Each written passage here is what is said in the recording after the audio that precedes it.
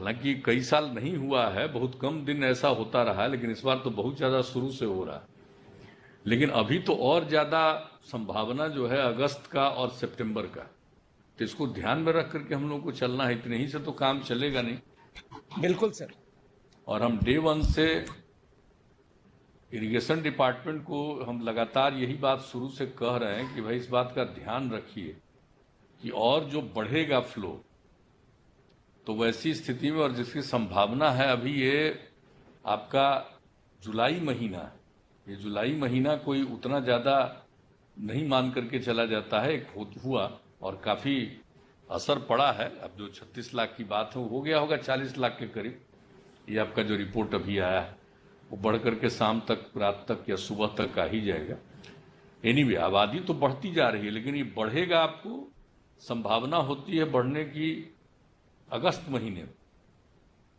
और अगस्त या सितंबर, इसी 2 महीने में सबसे ज्यादा बाढ़ आई।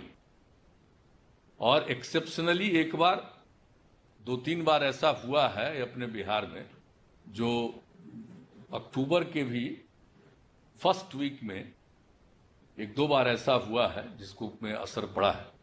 और वो तो खास करके आप सब जानते ही हैं, गंडक और कोसी दोनों के बारे में जानते हैं कि दोनों जगह असर पड़ा है, कभी एक बार अक्टूबर में भी जाकर के। लेकिन खैर वो तो रेयर है। अभी तो अब ये बीत रहा है, ये महीना 29 तारीख आज हो गया, लेकिन अगस्त के लिए पूरी तैयारी। और जो हम शुरू से कह रहे हैं कि भाई इसका एकदम बिल्कुल आइडिया पहले से लगा करके रखिए और लोगों को सेपरेटली ले जाने का उपाय हम लोगों को करने के लिए बिल्कुल तैयार रहना पड़ेगा। क्योंकि आप समझ लीजिए कि इस महीने में ही, जुलाई महीने में ही ये स्थिति अगर है, तो आप सोच सकते हैं कि अगस्त और सितंबर में क्या होगा। वैसे तो कोई जानता नहीं, ये तो बिल्कुल चीज है, नेचर की चीज है, कब कहाँ कितनी वर्षा होगी। और कितनी बार तो हम लोग देखे हैं कि खूब वर्षा हो गई, उसके बाद सूखा पड़ गया लास्ट ईयर, फिर वर्षा हो गई। तो वो तो इस बार स्थिति है नहीं, लगातार ही। और इस बार का देख लीजिए कि यूनिक है। आप देख रहे हैं ना कि ये कौन महीना बीत रहा है, सावन। और घाक का तो पुराना हम पहले भी कह चुके हैं ना, वो कहा कि भाई अगर जेठ में पुरवैया चला तो सावन में तो धूल उड़ेगा। अब वो तो हुआ नहीं। आज देख रहे हैं ना, अब तो बचा कितना दिन है सावन का, अब कितना दिन बचा है, मुश्किल से 7 या 8 दिन बचा है। तो ऐसी स्थिति में आप समझ सकते हैं कि एकदम बिल्कुल है, ये जो पर्यावरण की स्थिति है वो एकदम बिल्कुल विभिन्न है इस वर्ष। एक तरफ कोरोना झंझट पैदा किया है लोगों के लिए, कब किसको कहां हो जाएगा, और दूसरी तरफ ये फ्लड।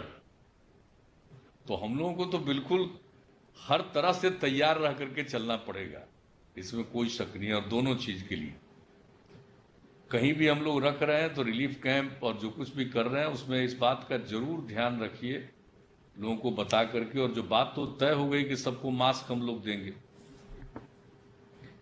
जैसे ही कोई रिलीफ कैंप आप चलाते हैं तो वहां पर मास्क देने का तो इंतजाम रखना पड़ेगा,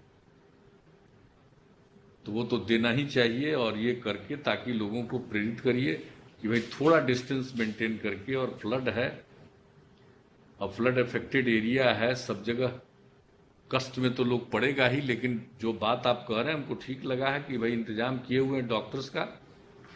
तब तो हम लोग इस मामले में, प्रत्येक जी आपको तो मालूम ही हो गया है कि एंटीजन टेस्ट का भी हो ही गया है हर ब्लॉक में।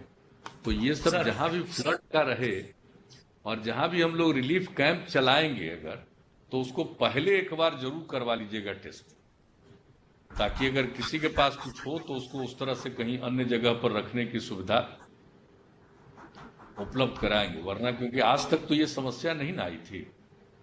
आपको याद है ना 2008 में जो कोसी में ट्रेजेडी हुई, तो उस स्थान में हम लोगों ने तो ये 10,000 तक सहरसा में कैंप चलाए थे, मेगा कैंप। जी sir, mega relief mega relief camp याद है। तो अब तो उसकी कल्पना आज कर नहीं सकते इस स्थिति में।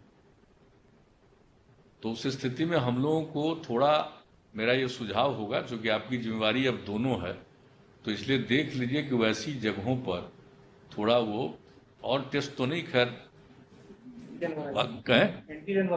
हाँ एंटीजन वाला जो है ना वो जरूर करवा दीजिएगा, चूंकि अब ब्लॉक के लेवल तक पहुंचाने की बात हो ही गई है, तो हम लोग इसको जरूर देखें। और हम चीफ सेक्रेटरी में बैठे हुए हैं, जो भी फ्लड अफेक्टेड एरिया है वहां पर काइंडली आप नंबर इसके किट्स का एंटीजन का बढ़ा दीजिए, फ्लड ठीक है अफेक्टेड एरिया, सर। क्योंकि लोगों की रक्षा हम लोग करना चाहते हैं। तो एक बार जांच कर लेंगे तो पता चल जाएगा, तुरंत जांच होने का तो वही तरीका है, इसका ध्यान रखिएगा, यही हमारा सुझाव। और भाई वो तो सब्सक्राइब करें और घंटी के बटन को दबाना ना भूलें।